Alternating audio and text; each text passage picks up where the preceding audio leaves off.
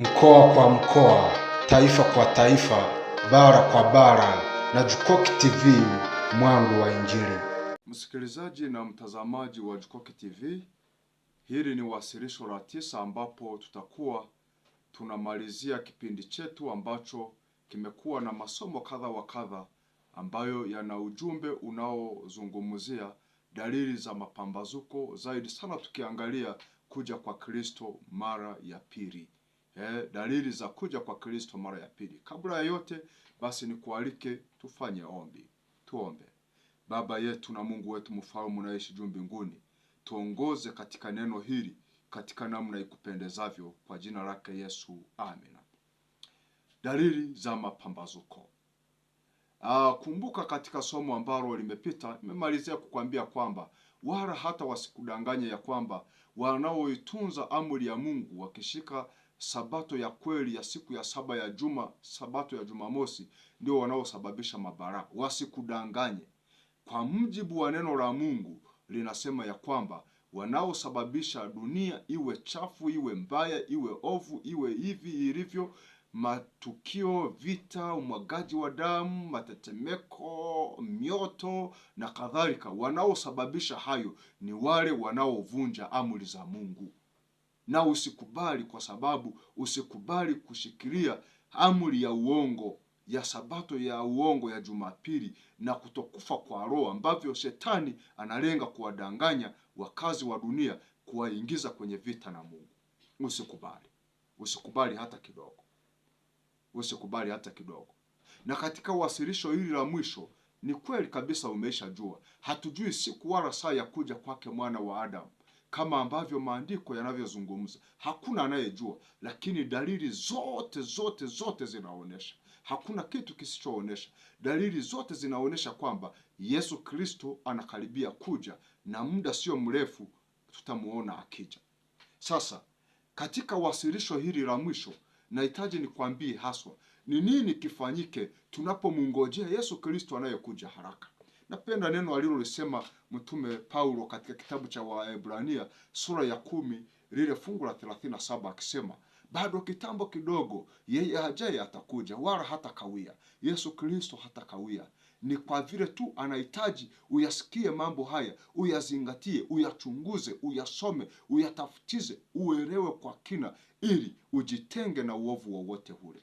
Nini sasa yafanyike? Tunapomngoja Yesu Kristo anayekuja haraka, anayekuja upesi, mambo gani ni mambo gani tuyafanye ili atakapokuja tusiwe miongoni mwa watu wa kupotea, bali tukawe miongoni mwa watu wa kuokolewa na kupata uzima wa milele? Nini tukifanye? Jambo la kwanza ambalo ningetamani tuweze kulifahamu ni hili: ungamo pamoja na toba. Ni muhimu sana kujua kuwa Mungu anachukia dhambi. Jambo ambalo kabisa la kwanza kabisa la kufanya ni kuungama dhambi zetu zote. Maandiko matakatifu yanatoa wito kwenye kitabu cha Mithali sura ya 28 aya ya 13, anasema afichaye dhambi zake hatasamehewa, bali yeye aziungamaye na kuziacha atapata rehema. Unaona, Mungu wetu anahitaji tuungame dhambi zetu na tuziache. Kuungama ni kutambua dhambi, kukiri ya kwamba wewe ni mtenda dhambi, umeitambua dhambi yako. Alafu unaposema kuitubu ni kuhuzunika kwa ajili ya hiyo dhambi na kuamua kuiacha hiyo dhambi. Kwa hiyo tuungame dhambi zetu na kuziacha. Isaya sura ya 1 fungu la 15 hadi fungu la 16 anasema nanyi mkunjuapo mikono yenu nitaficha macho yangu nisiwaone. Naam, muombapo maombi mengi sitasikia, mikono yenu imejaa damu. Hata tukiomba hawezi kusikia kwa sababu ya dhambi tulizonazo. 16 nasema jiosheni, jitakaseni, ondoeni uovu wa matendo yenu, usiwe mbele za macho yangu, acheni kutenda mabaya. Wito wa Bwana anasema tujioshe, tujitakase mbele zake, tuachane na matendo mabaya. Tuachane na matendo mabaya katika maisha yetu. Tuachane na matendo mabaya. 18 fungu la 18 anasema haya, njoni tusemezane, asema Bwana, dhambi zenu zijapokuwa nyekundu sana zitakuwa nyeupe kama theluji, zijapokuwa nyekundu kama bendera zitakuwa kama sufu. Hayo ni wito anatoa kwetu. Wito anatoa kwetu ya kwamba tuungame dhambi zetu, hata kama dhambi zetu zimekuwa nyekundu kiasi gani, hata kama zitakuwa zimekuwa mbaya kiasi gani, tumetenda dhambi kiasi gani, hata kama mtu amelala na maiti, hiyo dhambi Mungu wetu anaisamehe ukijisalimisha. 19 anasema kama mkikubali na kutii mtakula mema ya nchi. Anaposema kama mkikubali na kutii mtakula mema ya nchi, unaelewa maana yake? Kama tukikubali na kutii tutakula mema ya nchi. Kwenye kitabu cha Ufunuo sura ya 21 anazungumzia nchi mpya na mbingu mpya, Yerusalemu mpya ambayo atakuwa ameumba. Maana yake tukikubali tutaingia katika mji mpya wa Yerusalemu. Jua hilo jambo. Lakini fungu la 20 anasema bali kama mkikataa na kuasi mtaangamia kwa upanga, kwa maana kinywa cha Bwana kimenena maneno hayo. Kwa hiyo kuna hukumu kwa wale watakaokataa wito wa kutubu na kuungama dhambi zao. Iko jambo baya litakalo wapata. Isaya 59 aya ya 2 anasema lakini maovu yenu yamewafarakanisha ninyi na Mungu wenu, na dhambi zenu zimeuficha uso wake msiuone, hata hataki kusikia. Mungu wetu anatoa wito tuachane na dhambi. Tuachane na dhambi. Kuna shilingi ngapi kuachana na dhambi? Matendo ya Mitume sura ya 2 fungu la 38 anasema Petro akawaambia, tubuni mkabatizwe kila mmoja kwa jina lake Yesu Kristo mpate ondoleo la dhambi zenu, nanyi mtapokea kipawa cha Roho Mtakatifu. Kwa hiyo wito wa maandiko ni kwamba tutubu dhambi zetu. Matendo ya Mitume sura ya 3 fungu la 19 anasema tubuni basi mrejee, ili dhambi zenu zifutwe, zipate kuja nyakati za kuburudishwa kwa kuja kwake Bwana Yesu Kristo. Anatamani tupate nguvu ya Roho Mtakatifu, tuburudishwe, tupate nguvu ya Roho Mtakatifu. Lakini ni pale tutakapokubali kuziungama dhambi zetu na kuzitubu dhambi zetu. Yakobo 5:16 anasema ungameni dhambi zenu ninyi kwa ninyi na kuombeana mpate kuponywa. Kuomba kwake mwenye haki kwafaa sana akiomba kwa bidii. Sikiliza, neno la Mungu linazungumuza ungameni dhambi zenu ninyi kwa ninyi. Tuungame. Kama mwenzako umemtenda dhambi, basi tuachane na dhambi yoyote, tuachane na dhambi. Ndugu zangu, Mungu wetu anachukia dhambi zote. Iko saa haya maneno yatasikika ambapo hakutakuwepo na rehema, hakutakuwepo na msamaha wa dhambi. Sikiliza, nini kifanyike ili tunapomungoja Kristo mara ya pili, tunapoona ya kwamba dalili zote zinaonesha Yesu Kristo anakuja, nini kifanyike? Tutubu dhambi zetu na kujisalimisha mikononi mwake. Kwa sasa wito unatolewa kuwa tuachane na kila aina ya dhambi kabla ya tamko hilo la Yesu Kristo kutolewa. Tuwe macho kuondoa kila aina ya uovu kipindi hichi ambacho mlango wa rehema bado haujafungwa. Hebu tuwe macho, tuondoe kila aina ya dhambi. Yesu Kristo bado ni kuhani wetu mkuu, anafanya kazi ya maombezi huko mbinguni kwa ajili yetu, anafanya upatanisho kwa ajili yetu. Unaposoma kwenye kitabu cha Ufunuo ile sura ya 21 ile aya ya 14, heri wazifuao nguo zao wawe na amri ya kuendea mti wa uzima na kuingia mjini kwa malango yake. Heri wazifuao nguo zao. Ungamo na toba vya kweli vitatusaidia kupata haki ya Kristo kwa imani, na kisha utakaso wa kuwekwa tayari kwa ajili ya uzima wa milele utafuata. Sikiliza nikwambie, unapoyasikia haya yote usipuuze. Achana na kila aina ya dhambi. Usishikamane na uovu. Usipuuze na kushikamana na uovu. Usikatae wito huu. Yesu Kristo anakuita utubu dhambi zako ili uweze kupata msamaha wa dhambi. Hilo ni jambo la kwanza. Jambo la pili ni kukesha na kuomba. Yaani tunapomungoja Kristo mara ya pili, tukeshe na kuomba. Tumulilie Mungu, tumtafute Mungu mchana na usiku, tutafute uso wake. Mathayo sura ya 25 fungu la 13 anasema, basi kesheni kwa sababu hamjui siku wala saa. Kesheni na kuomba. Bwana anatusihi tukeshe na kuomba. Lakini zaidi sana kwenye kitabu cha Marko sura ya 13 aya 32 hadi aya 33, lile fungu la wito anasema kwamba Walakini kwa habari ya siku ile na saa ile hakuna ajuaye, hata malaika walio mbinguni wala mwana, ila Baba. Angalieni, kesheni, angalieni, kesheni, ombeni, kwa maana amjui wakati ule utakapo kuwapo.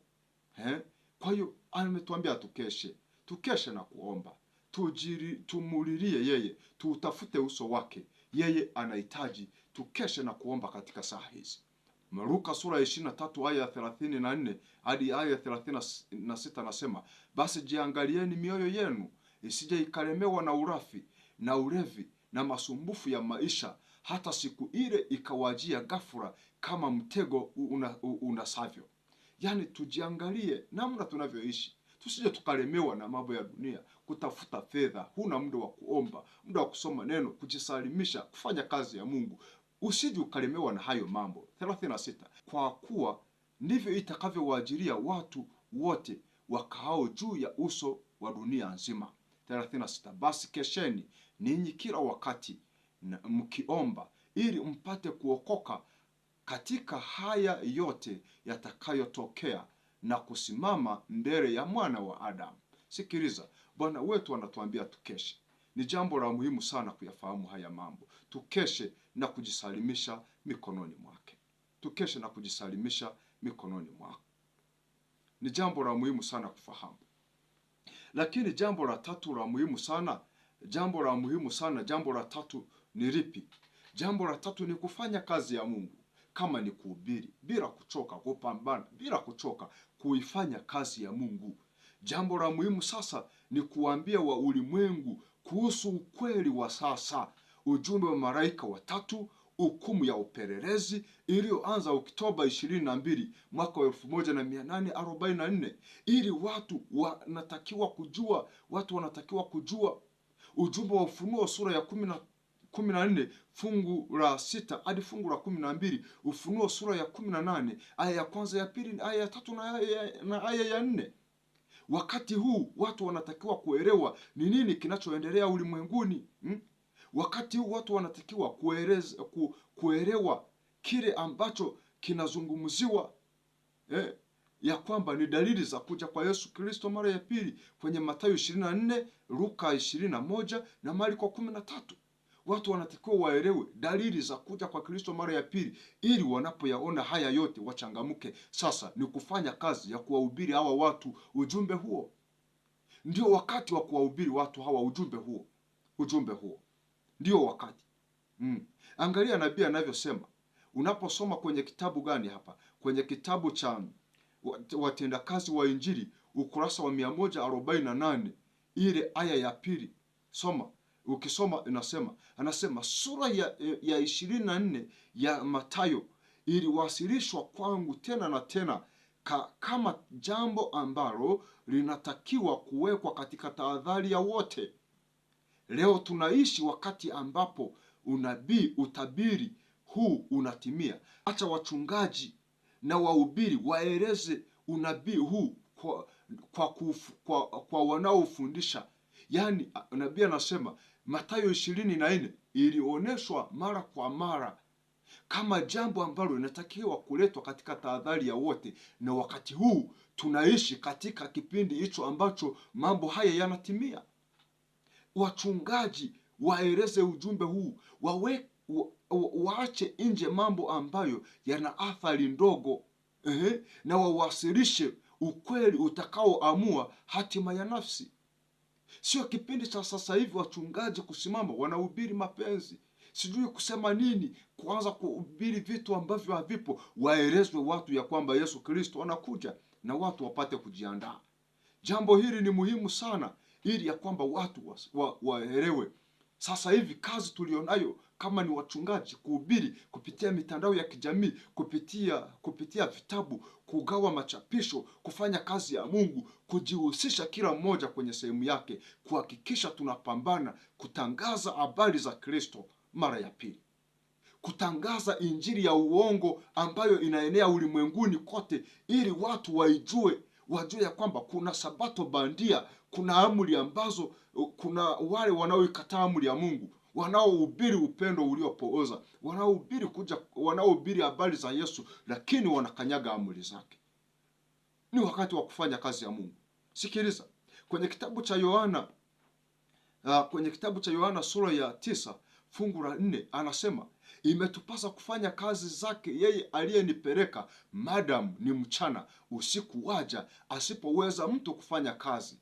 Imetupasa kuifanya kazi ya Mungu madamu bado ni mchana, bado kuna karehema, usiku unakuja ambapo hatutaweza kuifanya kazi. Ni wakati sasa hivi ambapo tunatakiwa tuifanye kazi ya Mungu, maana usiku waja ambapo watu hawataweza kuifanya kazi. Tufanye kazi ambayo muda sio mrefu itakoma. Tufanye kazi kipindi cha amani, ambapo kuna amani, wakati bado giza halijaja. Lipo giza linakuja. Tufanye kazi wakati sasa nuru ipo, giza linakuja. Lakini jambo la nne na jambo la mwisho katika mambo ambayo ninatamani uweze kuyafahamu na uweze kuyazingatia unapomngoja Kristo mara ya pili, ni kuwa na bidii kwa ajili ya uzima wa milele. Kupambana, kuwa na bidii kwa ajili ya uzima wa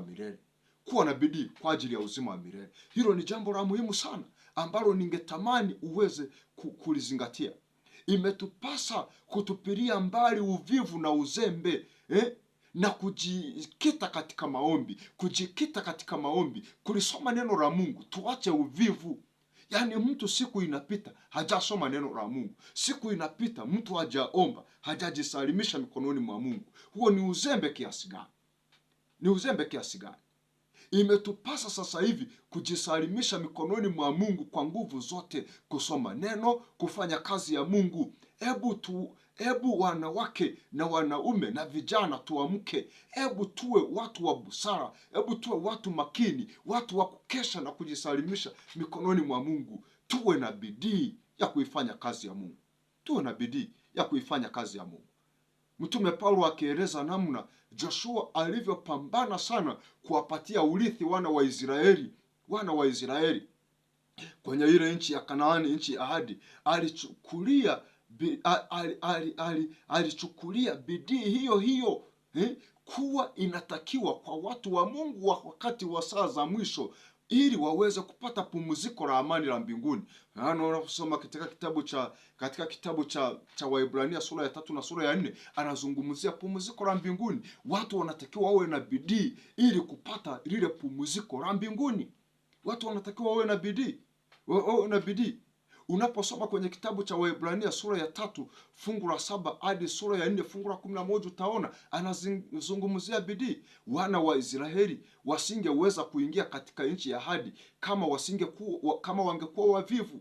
Walitakiwa wawe na jitihada na bidii, walitakiwa wapambane ili waweze kuingia katika nchi ya ahadi. Vivyo hivyo hata sisi, wewe na mimi, ambao tunaangalia kuingia kwenye nchi ya ahadi ambayo Yesu Kristo ameiweka, tunatakiwa kuwa watu wa bidii. Bidii kwenye maombi, bidii kwenye kulisoma neno la Mungu. Tuache uzembe. Msikilizaji unayesikia, tuache uzembe. Tunapomngoja Kristo mara ya pili, tuachane na uzembe. Joshua alikemea uvivu na ulegevu kwa wana wa Israeli, hususan yale mataifa 7 yaliyokuwa yanazubaa na bado hayajapata urithi. Neno la Mungu kwenye kitabu cha Joshua sura ya 18 aya ya 1 hadi aya ya 3 anasema, kisha mkutano mzima wa wana wa Israeli wakakusanyika pamoja katika hapo Shilo,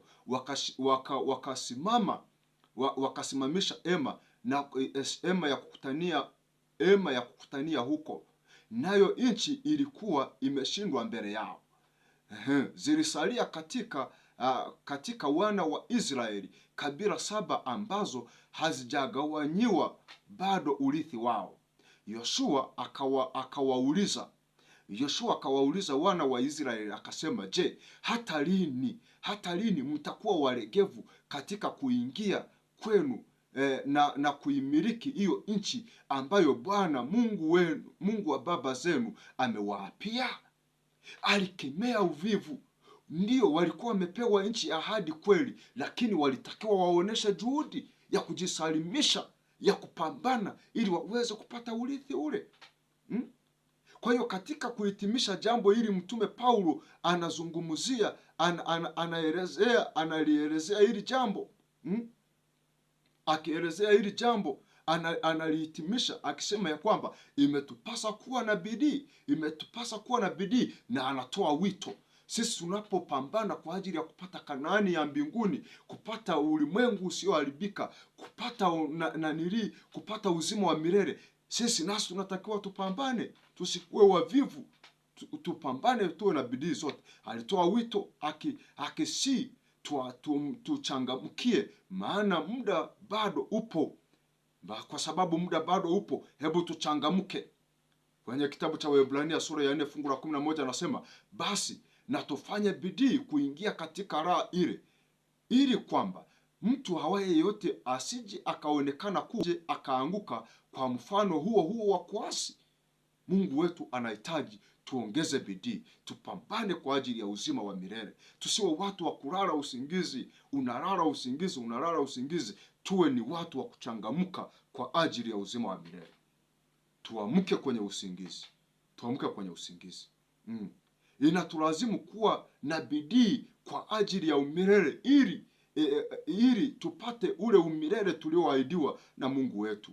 Amewahi kutukumbusha kwenye neno lake kwenye kitabu cha Mathayo sura ya 11 fungu la 12. Neno la Mungu linasema, tangu siku za Yohana Mbatizaji hata sasa ufalme wa mbinguni upatikana kwa nguvu. Wenye nguvu ndio wanaouteka. Ufalme wa Mungu unatekwa na wenye nguvu, sio wazembe, waregevu, wachovu, wanaorarara, hawakeshi maombi, hawasomi neno, hawajishughulishi na kazi ya Mungu. Tunapomngoja Yesu Kristo mara ya pili, tumepewa wito wa kufanya kazi.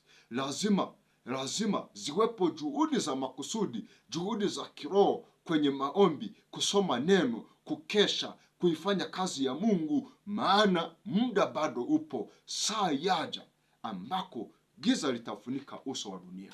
Nahitaji nikwambie, Yesu Kristo anahitaji tukeshe. Nitumie nafasi hii, unapoyasikia haya, usiende kulala, jisalimishe mikononi mwa Mungu, kujua ya kwamba haya na yale sijui yanafanyaje hayatakusaidia, ila jambo la muhimu sana ni kukesha. Ndiyo, hatujui siku wala saa ya kuja kwake mwana wa Adamu, na hakuna mtu anayeweza kusema Yesu anakuja mwaka kesho, mwaka huu, sijui mwaka gani, 2000 na ngapi. Hakuna mtu anayeweza kusema hivyo, hata mmoja. Hakuna maandiko yanayosema hivyo, ila dalili zote zinaonyesha ya kwamba mwana wa Adamu anakaribia kuja. Sasa nini kifanyike? Tutubu dhambi zetu. Nini kifanyike? Tukeshe na kuomba. Nini kifanyike? Tuifanye kazi ya Mungu. Nini kifanyike? Tuwe na juhudi kwenye maisha ya umilele. Bwana akubariki unapoyazingatia haya. Natoa wito, hata kama unaona haya maneno yanakugusa, hebu sasa nitafute hata kwenye comment. Kama unahitaji huu ujumbe ukufikie hata kwa njia ya maandishi, wewe nifuate kwenye comment, nitakutumia huo ujumbe. Mungu akusaidie. Ni wewe kuweka namba yako ya simu, namba ya WhatsApp, ili nikutumie huu ujumbe hata kwa njia ya written document kwenye maandishi. Mungu akubariki. Unapoyasikia haya, hebu zingatia, fuatilia, usipuuze. Yesu anakuja kuwachukua walio wake. Mungu akubariki. Bwana akutie nguvu. Bwana kuwezeshe katika jina la Yesu. Amen. Amen. Amen. Bwana akubariki. Bwana akubariki. Hebu sasa tuombe. Nahitaji tuombe. Baba yetu na Mungu wetu mfalme unaishi juu mbinguni, asante kwa mtazamaji huyu na msikilizaji huyu aliyeisikia sauti hii. Hakika unamwandaa kwa ajili ya ufalme wako. Ombi letu kubwa, unapoandaa watoto wako pande 4 za dunia na kuwaweka sawa na kuwaongoza katika safari ya matumaini, mkumbuke mtazamaji na msikilizaji huyu kuweza kuandaliwa kwa ajili ya ufalme wako. Mimi nami pamoja naye na wengine na ndugu zetu na jamaa zetu na watoto wetu na wake zetu na kila chochote tulicho nacho ambacho kinafaa kwenda nacho katika ufalme wako, Baba, tuandae kwa ajili ya ufalme wako. Kwa jina lake Yesu Kristo tunaomba na kushukuru. Amen. Amen. Mkoa kwa mkoa, taifa kwa taifa, bara kwa bara, na Jukoki TV, mwanga wa Injili.